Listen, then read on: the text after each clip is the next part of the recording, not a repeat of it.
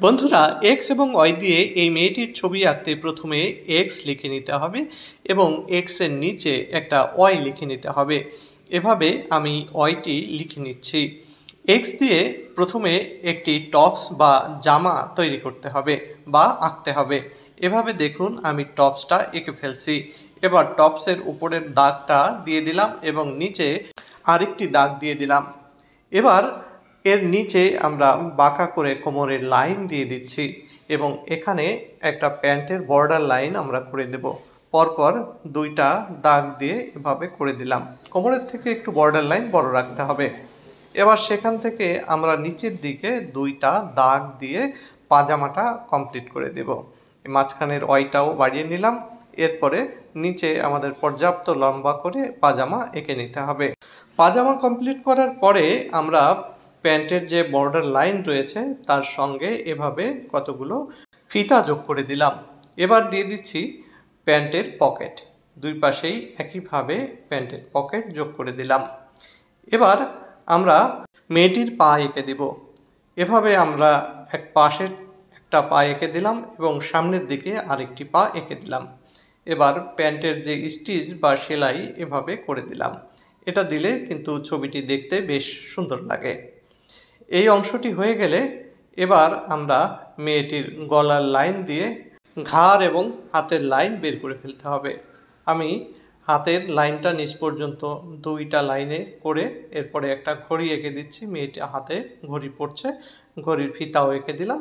এর নিচে তার হাতের যে আঙ্গুলগুলো সেগুলো আমি সুন্দর করে এঁকে দিচ্ছি। তোমরা আঙ্গুলগুলো আলাদা আলাদা করেও দেখাতে পারো, আবার এরভাবে বক্স দেখালেও হবে। আমি ঘাড়ের অন্য পাশে আর একটা লাইন এভাবে দিয়ে হাত বের করে দিচ্ছি।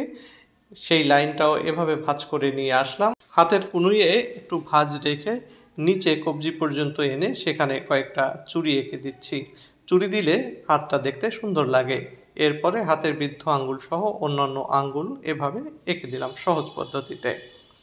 এবার আমরা মেয়েটার যে টপস রয়েছে বা উপরের অংশ জামার, সেই অংশে এভাবে ফিতা দিয়ে আমরা কতগুলো লাইন দিয়ে ডিজাইন করে দিচ্ছি। আমরা আড়াআড়িভাবে এক্সের মতো করে এই লাইনগুলোও পরপর দিয়ে দিচ্ছি। দেখুন অনেক সুন্দর লাগছে দেখতে। এরপরে আমরা ফিতায়ও কতগুলো দাগ এভাবে দিয়ে দিলাম। এবার আমরা যে জুতাটা এঁকেছিলাম জুতার সোল দিয়ে দিলাম যাতে দেখতে আরও বেশি সুন্দর লাগে, এবং জুতার কতগুলো ফিতার লাইনও এভাবে আমরা দিয়ে দিলাম। দুইটা পায়ে একইভাবে আমরা ফিতার লাইন দিয়ে দিয়েছি। এবার আমরা গলার লাইনটা ঠিক করে তার উপরে একটা ইউ দিয়ে দিব। মেয়েটির গলায় ইউর সাথে সংযুক্ত করে দিয়ে আমরা দুই পাশে দুইটা কান দিয়ে দিলাম। এরপরে চুলের লাইন দিয়ে দিলাম এবং দুই পাশে ঝুলন্ত চুল এভাবে দিয়ে দিলাম। এবার আমরা মেয়েটির গলায় একটা চেইন দিয়ে একটা লকেট দিয়ে দিলাম। এরপরে কানের নিচে এভাবে দুল দিয়ে দিলাম। এক লাইনে ভ্রু দিয়ে দিলাম, তারপরে দিয়ে দিলাম চোখ, এরপরে নাক দিয়ে আমরা একটা হাসি মুখ দিয়ে দিলাম। এরপরে চুলের যে লাইনগুলো রয়েছে তার মধ্যে অনেকগুলো লাইন প্রথমে দিয়ে পেন্সিল দিয়ে চুলগুলো কালো করে দিতে হবে। বন্ধুরা, তোমরা যারা ছবি আঁকার এমন ট্রিক্স প্রতিদিন পেতে চাও তোমরা আমাদের পেজটি ফলো করে রাখবে এবং ড্রয়িং স্কুল ইউটিউব চ্যানেলটি সাবস্ক্রাইব করবে। এছাড়া সঞ্জয় বিশ্বাস আর্ট নামে আমাদের টিকটক আইডিও রয়েছে। তোমাদের ভিডিওটি কেমন লাগলো কমেন্টে জানাবে, ভালো লাগলে লাইক দিবে এবং অন্যকে দেখার সুযোগ করে দিতে বেশি বেশি শেয়ার করবে। আগামীবার কোন লেটার দিয়ে ছবি আঁকবো সেটা জানাবে।